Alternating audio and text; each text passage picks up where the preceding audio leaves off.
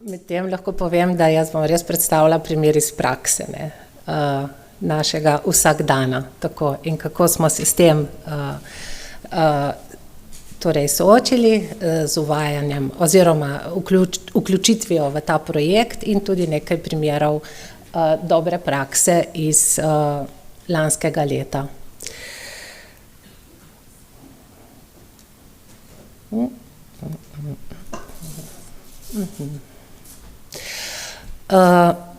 Vodenje aktiva Gimnazije in zdravstvene šole sem prevzela pred 5 leti. Ko so se stvari po covidnem obdobju nekoliko umirile, smo se v kolektivu zavestno začeli ukvarjati s področjem kakovosti. Prav zato, ker so se nam pojavljala različna vprašanja. Kako pristopiti k posredovanju vsebin, da bi dijaki bolje razumeli, vsebine bolje povezovali in se učili za znanje in ne samo za oceno. Vključitev v mrežo učečih se šol za kakovost in izvedba več delavnic sta prispevali k temu, da smo začeli ozaveščati pomen kakovosti, s tem v zvezi refleksije oziroma samorefleksije dela in poučevanja. Še posebno so začutili potrebo po spremembi učitelji aktiva zdravstvene nege, po temeljitem posnetku stanja, na primer nepovezovanja podpornih predmetov s strokovnimi oziroma nepovezovanja teorije s prakso, je bilo predlaganih kar nekaj ukrepov. Uvajanje sprememb je proces, ki zahteva veliko razmišljanja, izmenjave izkušenj, sodelovanja in timskega dela, na primer za pripravo akcijskega načrta. Izkazalo se je, da aktiv še ni bil pripravljen na ta korak. V preteklih letih so pa nekateri naši učitelji, recimo 2 učitelja, sta sedaj še vedno v tem aktivu, že sodelovali s Centrom za poklicno izobraževanje pri prenovi programov, pri pripravi katalogov znanj oziroma maturitetnih pol. V zadnjih letih pa se je aktiv učiteljev zdravstvene nege pomladil.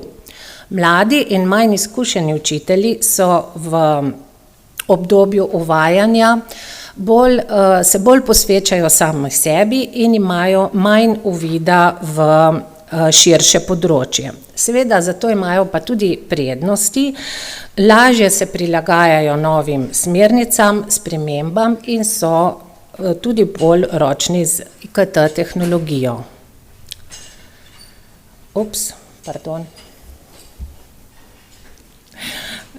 Naprej. Vključitev v projekt modernizacija poklicnega izobraževanja za naš kolektiv, predvsem za aktiv učiteljev zdravstvene nege, predstavlja priložnost za učenje, za sodelovanje, za timski pristop k načrtovanju izvedbenega kurikula, odprtega kurikula in ostalih aktivnosti. Ugotavljamo, kakšne prednosti nam prinaša vključitev v ta projekt. Za dijake gotovo to, da učimo to, kar dijak potrebuje. Učitelji navzkrižno spoznajo vse teme celotnega kurikula, časovno in vsebinsko lahko optimizirajo učne vsebine. Za vodstvo pa to, da šola, vodstvo poskrbi, da odgovarja potrebam družbe in da je fleksibilna glede na potrebe trga dela. No, nekaj slabosti smo tudi ugotovili. V bistvu, ko sta se 2 naša učitelja vključila v ta projekt kot prenovo teh katalogov, pripravo novih katalogov, v bistvu nismo pričakovali, da se bo iz tega razvil tako obsežen projekt. In predvsem to, da traja praktično 1 leto in pol oziroma skoraj 2, to nas je malo presenetilo, in tudi to, da smo pač formirali ta tim in tim, ki se je udeleževal izobraževanj, potrebno je pripraviti nadomeščanja in seveda to predstavlja tudi dodatno obremenitev za učitelje. Vendar vseeno projekt za nas predstavlja izziv in res še enkrat priložnost za učenje. Vendar zaznavamo tudi pomanjkljivosti konec koncev pri tem, da imamo premalo znanja, da bi na primer znali zapisati merljive cilje v akcijskem načrtu, potem pa tudi to, da imamo negotovo stanje glede vpisa v ta program. Naprimer letos sploh nimamo 3. letnika, govorimo o programu Bolničar negovalec in da v ta program vpisujemo, lahko rečem, specifično populacijo, veliko dijakov tujcev in veliko dijakov s posebnimi potrebami. Govorili smo že o pomanjkanju kadra in tudi pri nas to zelo občutimo. In prav to, torej naše delo in uvajanje kompetenčno zasnovanega izobraževanja v zadnjem času res omejuje pomanjkanje kadra. Učitelji so preobremenjeni z rednim poukom in vajami, zato zmanjkuje časa oziroma se težje usklajujemo za sodelovanje v timu, načrtovanje in izvajanje delavnic.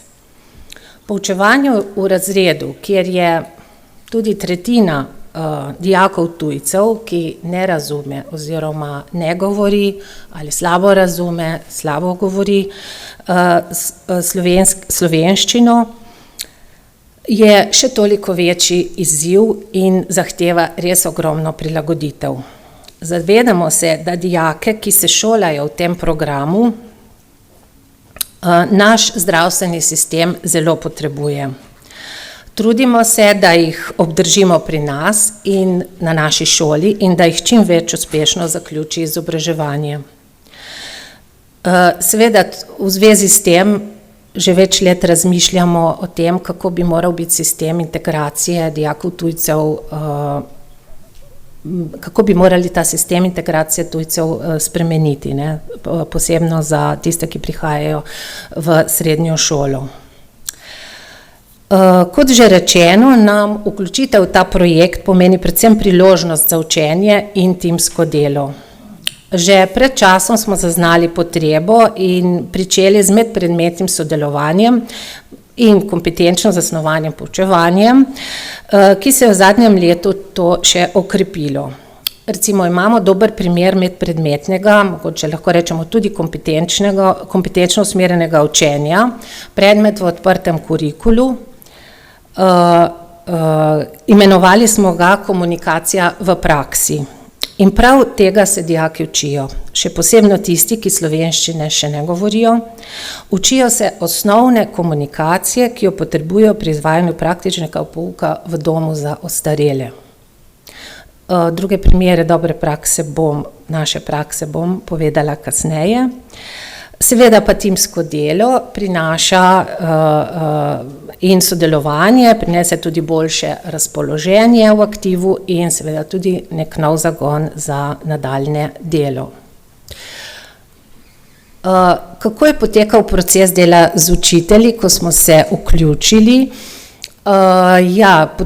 Tukaj je bilo seveda prednost ta, da je bilo to v spomladanskem času in da sem potem lahko nadaljevala z aktivnostmi v času, ko zaključijo, da smo nadaljevali z aktivnostmi v času, ko zaključijo 4. letniki in 3. letniki grejo na prakso, tako da smo imeli nekaj prostih dni in tako da sem pač pripravila nek program, kjer so več srečanj, kjer so učitelji spoznali nove kataloge, kjer smo se pogovarjali, kako bi nadaljevali z delom in tako naprej in potem seveda smo izdelali ta v bistvu predmetnik, tak malo večji in so učitelji, tako malo je bilo zabavno, ampak zelo konstruktivno tudi pripravili ta izvedbeni predmetnik. Zanimivo je to, da so nekateri povedali, da so prvič v vseh letih poučevanja dobili v bistvu celosten pogled vsebine, ki jih poučujejo ostali učitelji. Tako da to je prineslo nam kar dobro razpoloženje in sicer zdaj v tem trenutku imamo malo pavze, ne, kot sem povedala, so učitelji preobremenjeni, ampak bomo nadaljevali.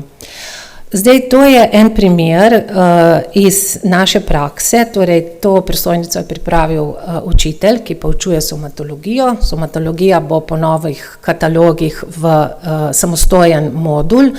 Pri nas imamo somatologijo že nekaj let v odprtem kurikulu, ker smo spoznali, da je v bistvu tak pristop boljše kot čista anatomija. No, in kot lahko vidite, na kakšen način moramo mi prilagajati v bistvu te temelje somatologije, spoznavanja človeškega telesa in delov, da bi dijaki to lahko potem znali povezati v praksi. Kot rečeno, spet imamo tukaj dijake, veliko dijakov tujcev in tudi veliko dijakov, ki niso ravno vsi s posebnimi potrebami, ampak so taka specifična populacija. Tukaj mogoče bo kdo mislil, da bo znanje osiromašeno, ampak jaz mislim, da ne. Da tukaj pri tem dijaki vidijo smisel, zakaj se učijo in poiščejo smisel in v bistvu povežejo s tem, kar praktično res izvajajo. No, mogoče dva dobra primera dobre prakse. Tukaj gre za program sicer zdravstvena nega, torej za 4-letni program, strokovna šola, ampak učitelji pa so isti učitelji poučujejo v obeh programih. Tako da tukaj imamo primer, kako smo nek predmet, pred leti ga je ena mama na enem sestanku imenovala balastni predmet, pri nas je to, imenuje se podjetništvo, v 4. letniku izvajamo 29 ur. Kako je prišla ena mlajša profesorica na idejo, da bi ta pouk izvajali drugače. Ne? Sicer lahko se jim da prosojnice, pišejo kontrolko in to je to. Medtem ko pa ona se je malo začela zanimati za to področje, se je šolala v tehnološkem parku, se je pridružila, našla neke zveze z agencijo Spirit in tako dobila idejo, kako bi vse te cilje tega predmeta lahko uresničili na drugačen način.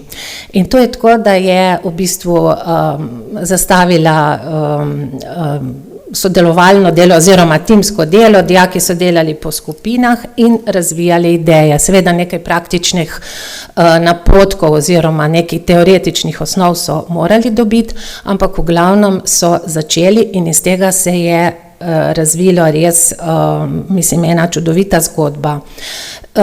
No, kot rečeno, že poleg tega, da so dijaki oziroma, da so vsem ciljem zadostili, ne, govorimo o strokovnem modulu, ki se imenuje varnost in kakovost pri delu, so razvijali s tem delom vrsto drugih veščin, sodelovanja, nastopanja, recimo šli so predstaviti svoje ideje v tehnološki park, se pravi so javno nastopali, so odgovarjali na vprašanja, predvsem pa je pomembno to, da so pri vsem tem bili res aktivni.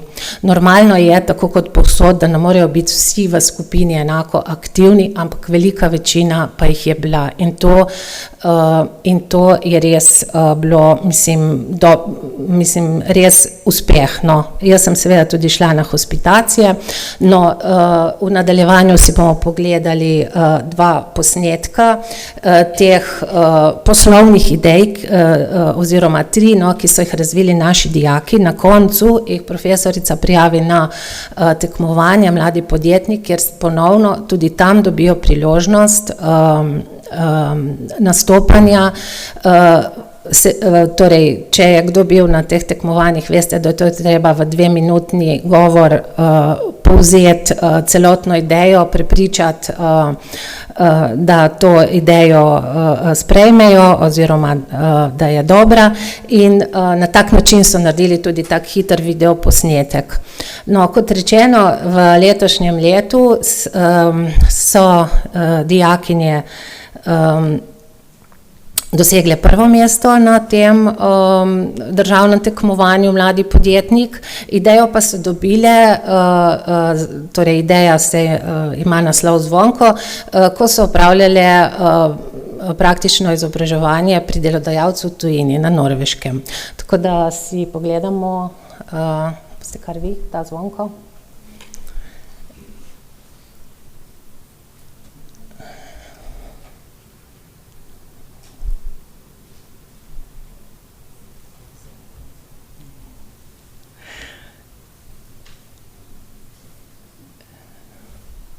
Bo šlo? Aha, no. 34 sekund, ne, kar morajo na hitro. Edini glas.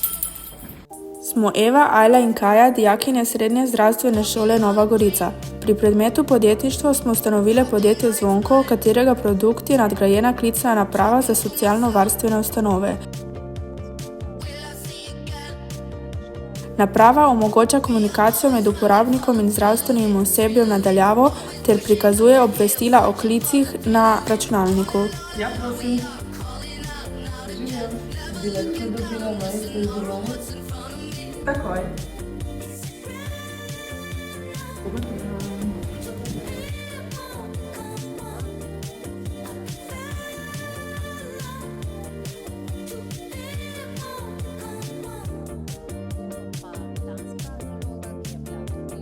Dosegla prvo mesto, je pa nastala v sodelovanju tudi z drugo šolo, to je pa še ta dron, ki rešuje življenja.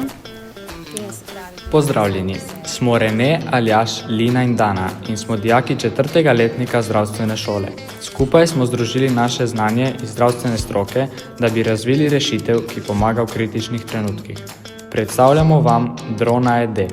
Dron, ki rešuje življenja, omogoča hitrejši prihod defibrilatorja na težko dostopna območja.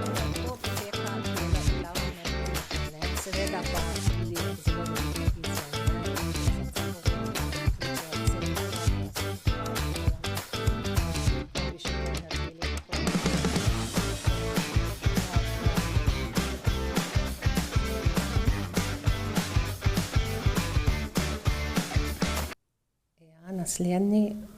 Ja. No, če bi pogledali še ta, tukaj pa je v bistvu res pomembno, da bi slišali, ampak če ne... Za našo projektniško idejo smo povezani zdravstvena in strojna šola v Novi Gorici. Pri napravi CAPI gre za sistem, ki je zasnovan tako, da omogoča nemoten pretok infuzijskih tekočin brez potrebe po višinski razliki. To pomeni, da je primerna za uporabo v različnih okoljih, še najbolj v okoljih z razgibanim reljefom. Z inovativnim vgrajenim modulom omogočamo upravljanje infuzijske tekočine na daljavo preko pametnega telefona. Zdravstveni delavci lahko spremljajo in prilagajajo pretok tekočine, ne da bi morali biti neposredno ob pacientu. Obstaja stalna potreba po inovativnih rešitvah, ki omogočajo boljšo oskrbo bolnikov in večjo učinkovitost zdravstvenih ustanov. Zaradi svojih inovativnih lastnosti in prednosti verjamemo, da bo naša infuzijska črpalka revolucionirala način, kako se infuzijske terapije izvajajo in upravljajo. To napisali in lepo povedali in v bistvu kot lahko bi zaključila s tem, da pri nas si nekako upamo, tudi malo izven teh učnih načrtov, da imamo učni načrt v bistvu oziroma katalog znanja bolj za okvir, da pa je pomembno to, da v bistvu uporabljamo tudi druge oblike, tako preverjanja kot ocenjevanja, tako da jaz tukaj sploh nisem videla nobenih težav, na kakšen način bi dijake potem ocenili. Jaz sem rekla, lahko daš sem 5, lahko daš sem kolikor želiš. Pomembno je, da so dijaki bili pri tem aktivni in izrazili, bili ustvarjalni, imeli svoje ideje, jih razvijali in mislim, da je to več kot dovolj in da ima veliko vrednost. Toliko. Hvala lepa.